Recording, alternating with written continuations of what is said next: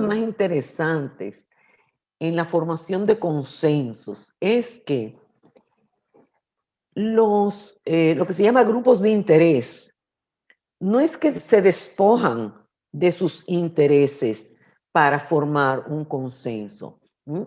Es que contribuyen a la defensa y promoción de los intereses económicos y sociales que les son propios en la misma, si se quiere, en la misma condición en la que también defienden los intereses que ya vienen siendo los intereses colectivos, es decir, en los que coincide los intereses del sindicato con los intereses de la sociedad. Entonces, por eso, siempre es importante recordar que los sindicatos de trabajadores, que fueron los que dieron origen, conjuntamente con las cámaras de comercio, a los consejos económicos y sociales, se sepa qué es lo que los motiva.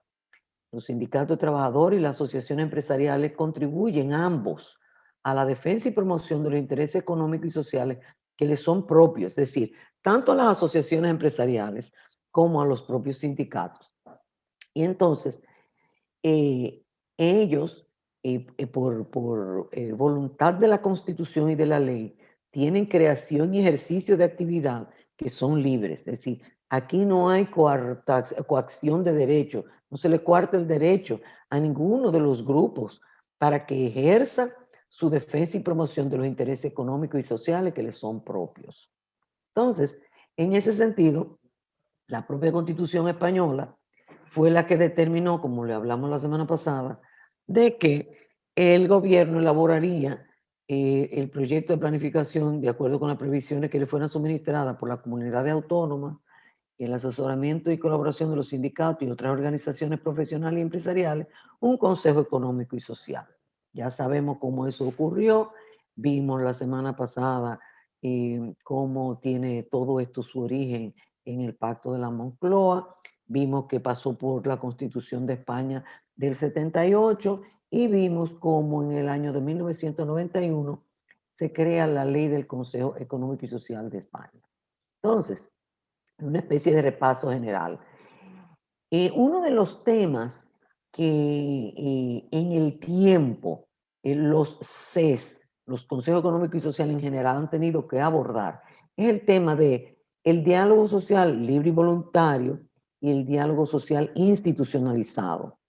Porque, y aquí me habría encantado tener a alguno de los sindicalistas que pudiera abundar más sobre el tema, porque en realidad lo que se entiende como diálogo social es el diálogo entre empresarios, trabajadores y gobierno.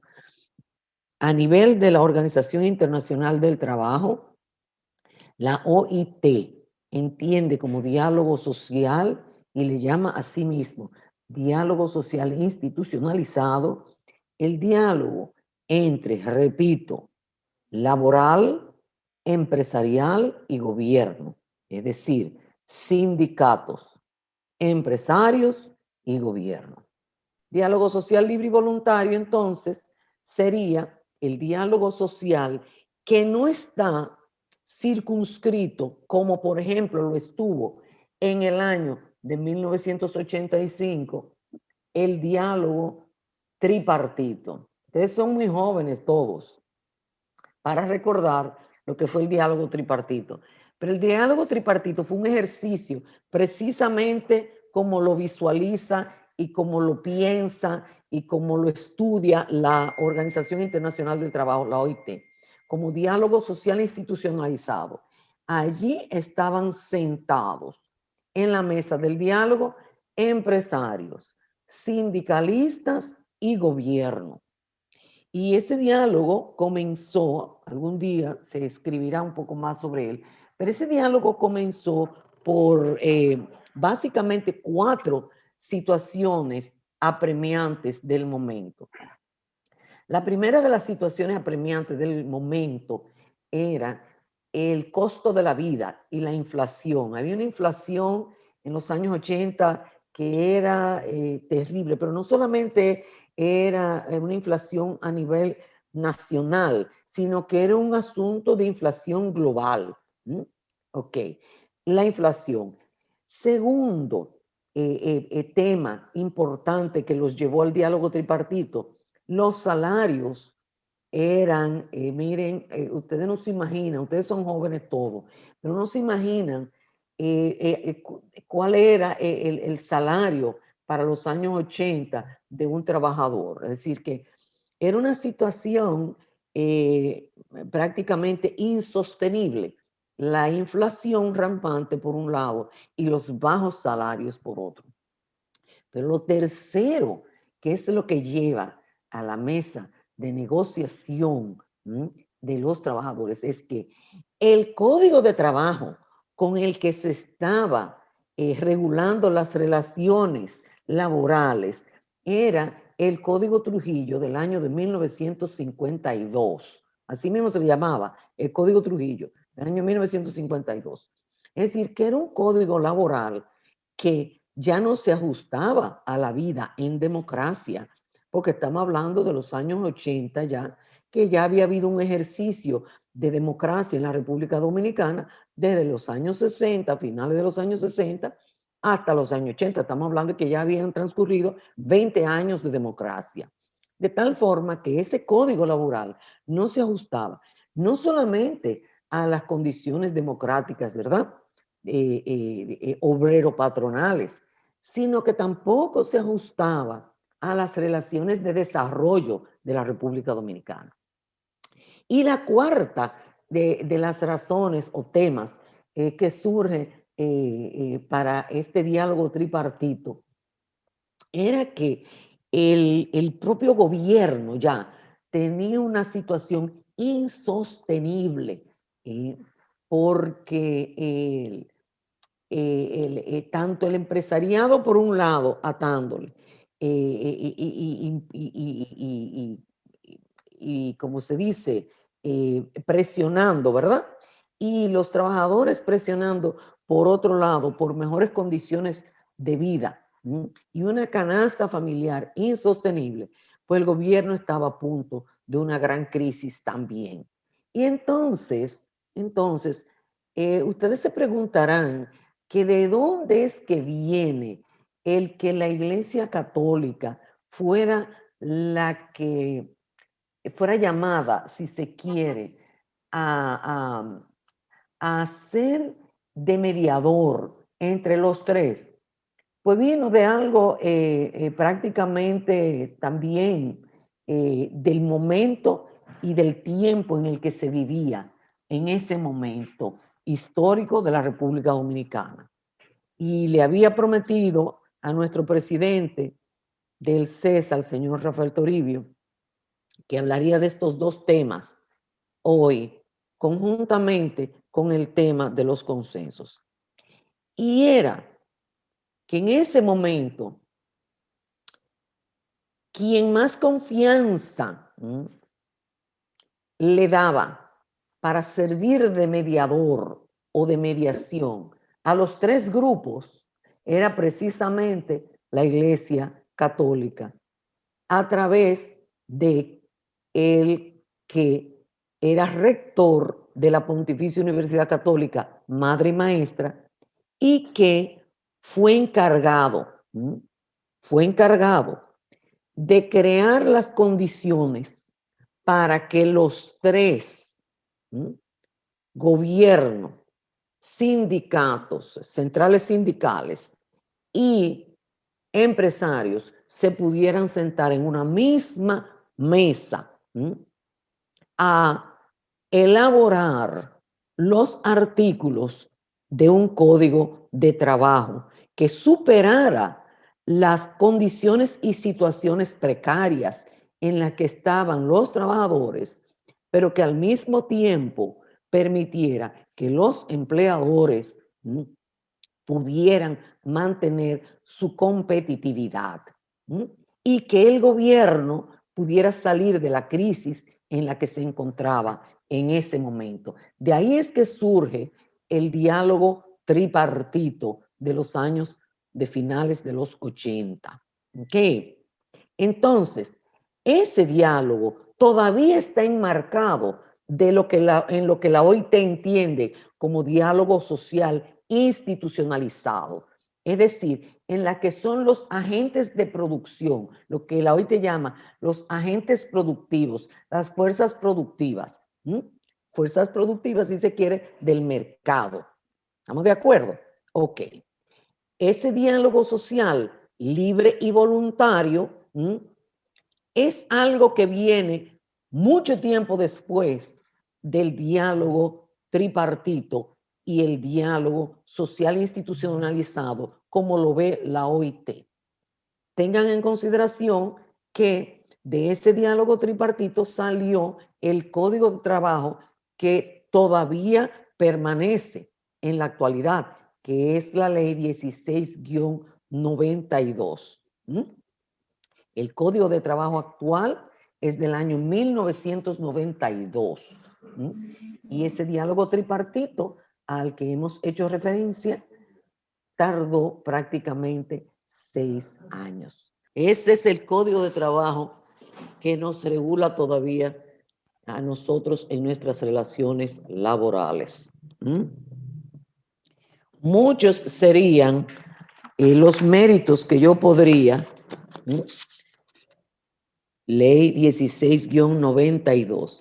Muchos serían los méritos que yo podría, si tuviéramos el tiempo, comentarles de lo que es el beneficio de este documento que ya necesita renovación, porque todos sabemos que ya necesita renovación.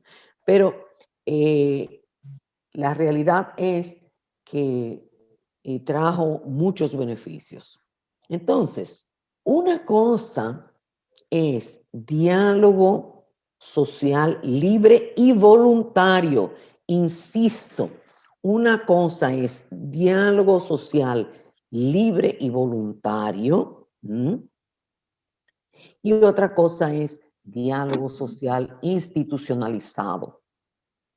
Ok, dentro del diálogo social libre tenemos la concertación y la negociación colectiva. Para empleadores y trabajadores, la negociación colectiva es algo que ocurre entre grandes empresas con muchos empleados. Generalmente esto se da a nivel industrial, en lo que es necesario acordar, avenirse a ciertas condiciones de trabajo y a ciertas condiciones empresariales también para poder mantener producción y competitividad. Y entonces, esos acuerdos se llaman convenios colectivos. ¿Y cómo se llega a los convenios colectivos? Por medio de la negociación colectiva. ¿Y cómo se llega a la negociación colectiva? Generalmente a través de la concertación. Bien, seguimos entonces. ¿Qué es lo que hace un CES? Porque para la negociación colectiva no se necesita la presencia de un Consejo Económico y Social. Para lo que sí se necesita un Consejo Económico y Social es para el diálogo social institucionalizado, en el que se busca examinar y reflexionar en común problemas que no han encontrado su solución en las instancias donde normalmente han surgido. Yo voy a repetir esto porque quizás esta es la idea más importante de todo lo que yo pueda decir hoy. Los consejos económicos y sociales no surgen para resolver los convenios colectivos, porque eso lo hacen sindicatos y empleadores sin necesidad de nosotros. Lo hacen y lo refrenda, lo valida el Ministerio de Trabajo. Lo que los consejos económicos y sociales nacen es para un diálogo social institucionalizado, en donde se examinan y se reflexionan en común los problemas para tratar de encontrarle solución a esos problemas que no han encontrado su solución en la instancia donde surgieron o en las instancias donde surgieron. Puede ser que hayan surgido en varias instancias incluso a la vez. Y vamos a tomar como ejemplo lo que sucede en el Parlamento español. El diálogo social solamente puede entenderse en democracia. Eso es así, ¿eh? Eso es tan sencillo como que en un régimen autoritario es imposible prácticamente pensar que el diálogo social pueda llevar a ningún resultado positivo. De tal modo que el diálogo social es un complemento del sistema democrático. Solamente pueden existir en sistemas democráticos. El diálogo social refuerza la legitimación de los sistemas políticos democráticos porque está basado en dos componentes, que son la democracia representativa por un lado y la democracia participativa por otra. Es decir, ningún CES va a tratar de sustituir ni someramente, ni pasarle por la mente siquiera, que va a sustituir el trabajo que hacen los parlamentos, en el caso nuestro, que hacen los diputados y los senadores, en cuanto a ellos llevar las preocupaciones y las situaciones de sus comunidades al pleno del Senado o de la Cámara de Diputados para obtener legislaciones que favorezcan a sus comunidades. Jamás en la vida, jamás en la vida un CES va a interponerse en la labor que hace el legislativo en cuanto a su democracia representativa. Ahora bien, ¿dónde sí entran los CES?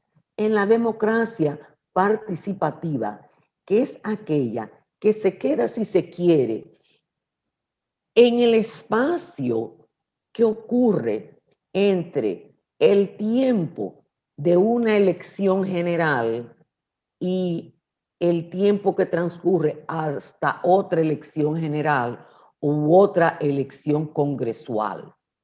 Ahí es donde entra el trabajo de los CES como democracia participativa. De tal modo que en ese contexto de diálogo social y democracia participativa, la primera premisa que hay que tomar en consideración es que los sindicatos y las patronales deben ser libres, deben ser fuertes, deben ser representativos y deben ser creíbles. De ahí que nosotros habláramos hace unos momentos de la confianza y de la credibilidad. La segunda premisa que hay que tomar en consideración es que el empresariado tiene que ser un empresariado de libre empresa y que uno de los intereses de ese empresariado sea el fortalecimiento de la empresa.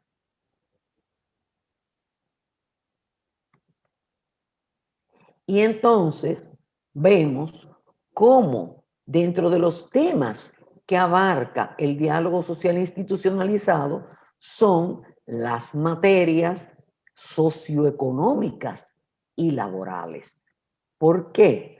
Porque en los consejos económicos y sociales están representados intereses organizados. Y esos intereses organizados funcionan como un órgano consultivo, un instrumento de participación previo al procedimiento legislativo, muy previo, muy previo al procedimiento legislativo.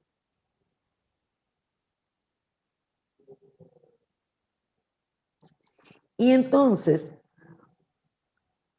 ¿cómo es que los temas llegan a ser analizados en un Consejo Económico y Social? Pues como estructura de la sociedad que son los consejos, porque un consejo debe canalizar las opiniones que expresa la sociedad civil y contribuir a la calidad de la decisión pública. La democracia, que tiene sus problemas normales de por sí, si la sociedad civil organizada no completa el conocimiento de la realidad, sucede entonces que aquellos que puedan estar afectados por una política pública, pues ni el gobierno, ni los sindicatos, ni los empleadores se enteran de que esa parte de la sociedad está siendo afectada por una política pública. Ahora bien, ¿a quiénes incumbe legislar por la política pública? A las asambleas legislativas. ¿A quién le corresponde aplicar las políticas públicas? Al Ejecutivo. Por eso, nosotros, como Consejo Económico y Social, cuando opinamos sobre cualquier tema, no tenemos la última palabra. Las opiniones, los temas tratados a nivel de un Consejo Económico y Social no son vinculantes, son solamente consultas. Por eso se dice con toda claridad en la Constitución que somos órganos consultivos, no tenemos la última palabra. La última palabra la tiene el legislativo. De tal modo que lo que persigue un Consejo Económico y Social, tanto en España como en nuestro país, es garantizar la participación por encima de la coyuntura política. Sustituir prácticas informales de consulta legislativa que existían antes y formalizar y democratizar la participación en el procedimiento legislativo. Este último punto es muy interesante porque este último punto a lo que se refiere es que no todo tiene que ser analizado a nivel de vistas públicas. Hay muchos temas que pueden ser analizados en un Consejo Económico y Social sin necesidad de que vaya a una vista pública y que ese informe del Consejo Económico y Social sea llevado a las cámaras legislativas como un insumo adicional a todos los otros insumos que toman en consideración los legisladores al legislar en materia de políticas públicas. Entonces, como vimos, y voy haciendo el paralelismo con nosotros, los tres grupos que componen un Consejo Económico y Social son los sindicatos, las organizaciones empresariales y en el caso nuestro, la sociedad civil. En el caso de España, como ustedes ven en pantalla, son los expertos, organizaciones agrarias, pesqueras, consumidores, economía social y cooperativas. ¿Cómo se manifiestan las opiniones de un Consejo Económico y Social? De tres maneras diferentes. En España se manifiestan por medio de dictámenes, estudios o informes y la memoria sobre la situación socioeconómica y laboral de la nación. Ahora bien, ¿cómo se llegan a esos informes y a esos dictámenes? Por medio del entendimiento y la consecución de posturas comunes. el soporte del diálogo entre las organizaciones representadas en el CES, que pueden tener puntos de vista y criterios distintos, pero se apoyan en las posturas comunes. Mientras más consenso se logra alrededor de un tema, de una posición, de un dictamen, mayor influencia tiene ese documento. Mientras menos consenso tiene, menos influencia tiene ese documento, porque es obvio que ejerce una influencia mayor un documento que ha concitado consenso porque los intereses han sido puestos de lado y lo que han sido reunidos son los puntos en común. Ahora bien, cuando hablamos de los informes de España, España tiene dos formas de hacer informes. Tiene los informes que son de iniciativa propia, y en esos informes de iniciativa propia, el CES de España escoge temas que sean de actualidad y presenta una forma de qué hacer, cómo hacerlo y dentro de qué tiempo puede hacerse. Eso se refiere a temas que son puntuales. Por ejemplo, un tema puntual aquí en la República Dominicana, que si nosotros fuéramos un CES parecido al de España, tomaríamos en consideración, es el tema del tránsito. Y se lo pongo porque lo oí en la noticia anoche, cuando escuchaba que la Winston Churchill entonces sería regulada para transitar de sur a norte y que la Abraham Lincoln sería regulada para transitar de norte a sur. Entonces, un informe del CES de España en ese sentido, lo que indicaría sería qué hacer, cómo hacerlo y el alcance del mismo en el tiempo, es decir, cuánto tiempo tomaría tomar una decisión de ese tipo. ¿Por qué se consultaría a un CES de España en un tema como este? Bueno, porque precisamente se entendería que estaría alejado de los intereses particulares la decisión que emanaría del CES, que la decisión que emanaría del CES habría tomado en consideración tres sectores diferentes: empresarios, sindicalistas y sociedad civil, en el parecer que recoge ese informe.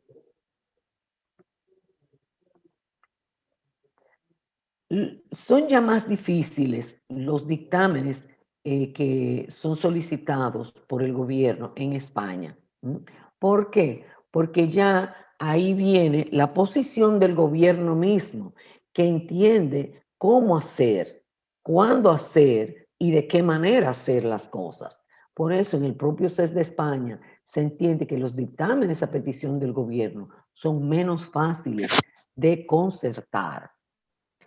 Y las decisiones, si son tomadas a través de diálogo libre, diálogo social libre, son más fáciles de aplicar.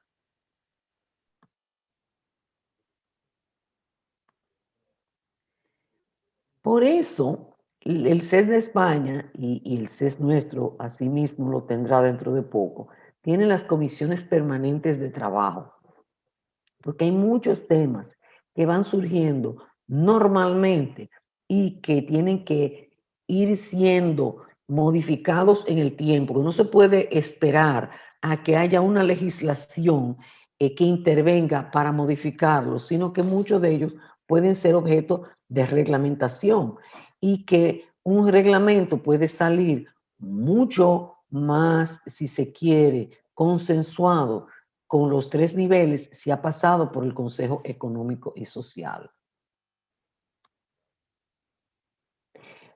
Hemos visto anteriormente que es muy, muy apegado a los temas del CES, lo que tiene que ver con la situación laboral de la mujer y lo que tiene que ver con acción exterior. Y hay un comité muy especial. Ustedes saben que España es un país que lee mucho, ¿no? Y quizás uno de los países donde conjuntamente con Estados Unidos, Francia e Inglaterra, donde más se lee, en España. Entonces ellos tienen un comité de prensa y publicaciones, porque prácticamente de todo lo que ellos realizan, sea como dictamen, sea como informe, sea como consulta, ellos hacen una publicación y hacen prensa para esos fines. Naturalmente, hay que tomar en consideración que el tiempo ha cambiado y que muchos de los temas de prensa y publicaciones se manejan ahora a través de la pantalla virtual. Y entonces, en ese sentido, mucho de lo que ustedes pueden buscar también como publicaciones en físico, van a poder encontrarlo también en el portal del Consejo Económico y Social bajo la rúbrica de publicaciones, algo que es muy interesante. Dictámenes que se han elaborado, que ya están en el portal, toda esta lista que ustedes ven aquí, sobre todos estos temas. Informes elaborados. Recuérdense que el dictamen es una cosa y el informe es otra. Los informes elaborados, nuevamente ven que hay muchos temas sobre lo que se han elaborado informes. Recuerden que el CES de España existe desde el año 1991 y que no ha cesado de trabajar nunca desde que fue creado en el año 1991. ¿Cómo se elabora un dictamen? Esto es un breve resumen, porque es un poco más, el proceso es un poquito más largo, pero esto es un muy buen resumen.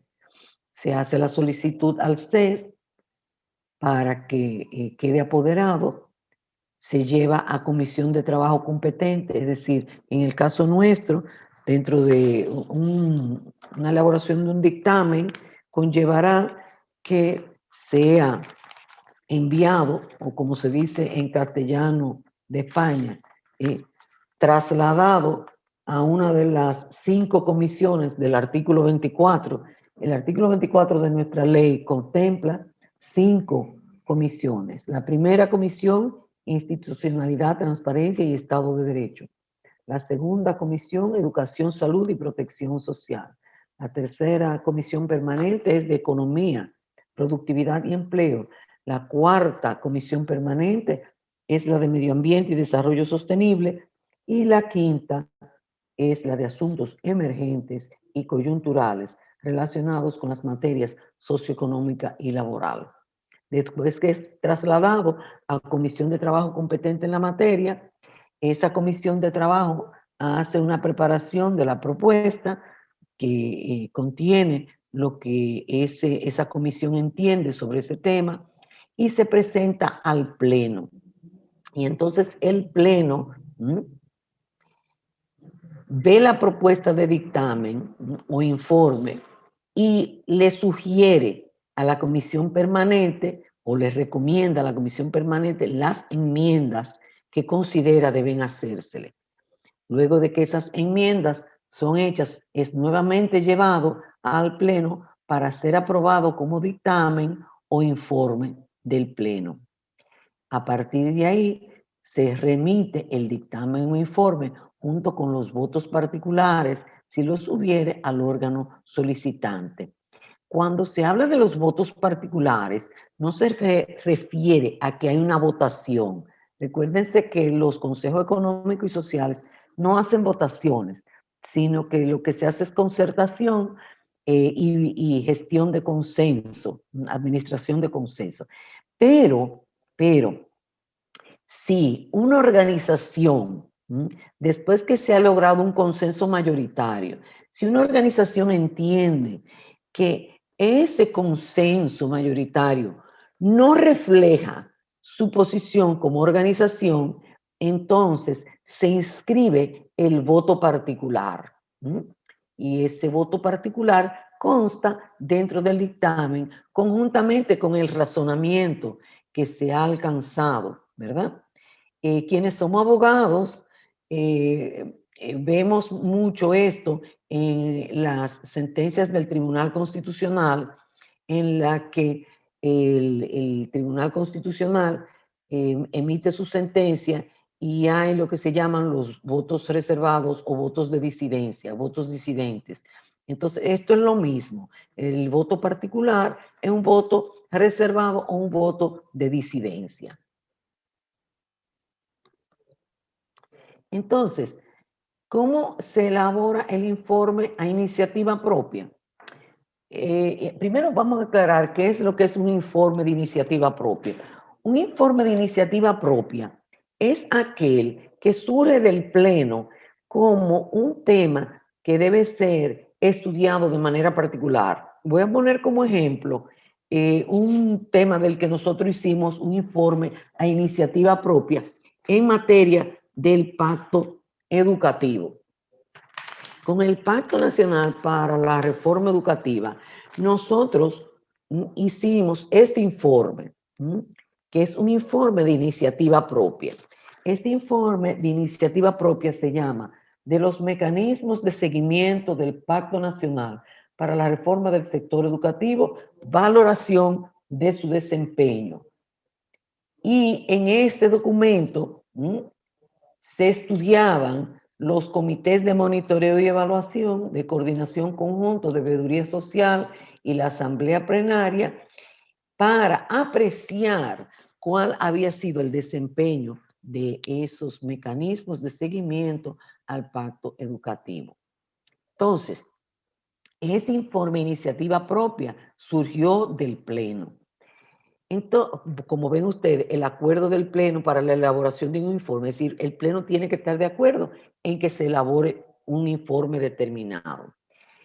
En el caso nuestro, no se trasladó a la Comisión número 2 de Educación, Salud y Protección Social, que es la que debió de haberlo hecho, porque no existía, no existen todavía. Desde la ley, nosotros no hemos logrado constituir las 5 comisiones permanentes. Eso en otro momento le explicaré por qué. Entonces, se hace la propuesta de preparación, se hace la propuesta, por ejemplo, este documento se llevó como propuesta preliminar, ¿verdad? Concluido ya a un primer plenario, luego se recogieron las recomendaciones, se incorporaron las recomendaciones y luego fue aprobado por el Pleno como informe de la Asamblea Plenaria y se hizo difusión del mismo. ¿Cuáles son las fases de elaboración del informe del sistema educativo y capital humano? Esto yo lo voy a dejar dentro de esta presentación va a estar a disposición de ustedes igualmente, pero se lo voy a resumir de esta manera. Este es un ejemplo de cómo fue apoderada la Comisión de Trabajo de Relaciones Laborales, Empleo y Seguridad Social en el Pleno del 19 de diciembre de 2007. Y entonces se realizaron 27 reuniones de trabajo hasta lograr que se sacara un informe en el año 2009. Es decir, es muy interesante que ustedes vean que un informe no se saca en 2 semanas, ni en 3 semanas, ni en 4 semanas. Ven ustedes que se realizaron 27 reuniones de la Comisión Permanente de Relaciones Laborales, desde el 19 de diciembre de 2007, en el que fue trasladada, hasta el 3 de marzo de 2009. ¿Quiénes participaron en comparecencias para enriquecer el informe? Catedráticos de Sociología, el director general de Formación Profesional del MINER de España, el director del Programa de Transferencia de Conocimiento del Ministerio de Ciencia e Innovación, el equivalente al MESID, y los directores de formación de empresas. Nosotros tenemos un trabajo similar que se estuvo haciendo a nivel del Ministerio de Economía, Planificación y Desarrollo, que es el de los planes prospectivos. los que han trabajado conmigo un tiempecito recordarán que los planes prospectivos fueron parte de los compromisos del pacto educativo y lo que perseguían era que se supiera finalmente qué tipo de profesiones es que necesitaba el empresariado para que las universidades pudieran conectar mejor con el empresariado y no estuviéramos formando tantos profesionales de áreas que luego después no tienen incluso los trabajos ni las condiciones de vida que deberían de tener. Esos trabajos de planes prospectivos, nosotros tuvimos a nivel del CES, conjuntamente con el Ministerio de Economía, Planificación y Desarrollo, estuvimos trabajando alrededor de 2 años.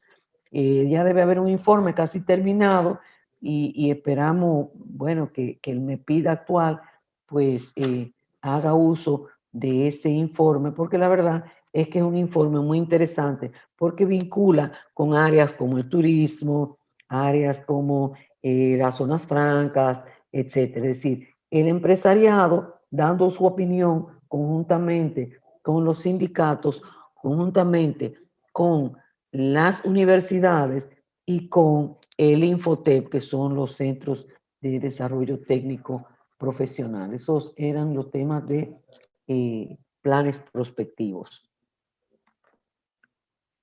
Experiencias exitosas derivadas de los trabajos en el CES. Ustedes verán que hay muchos.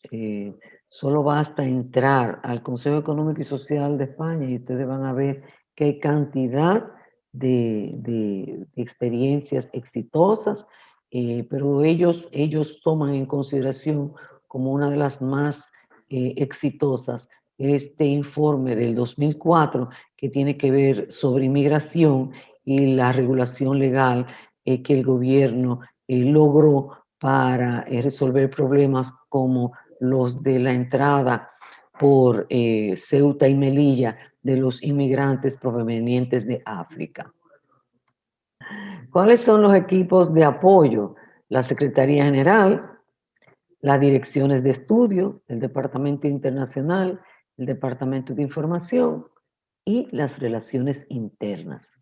Y como yo soy una mujer que me gusta respetar el tiempo de los otros, damos gracias nuevamente a nuestro consejero, que fue quien preparó esto, don Javier Ferrer Difol, que hizo esta presentación en el año 2013 a los consejeros del plenario de esa época y que en este momento nos ha servido nuevamente para poder difundir lo que es la doctrina CES, así mismo es que se les llama a estos temas, doctrina CES sobre consenso, dictámenes e informes.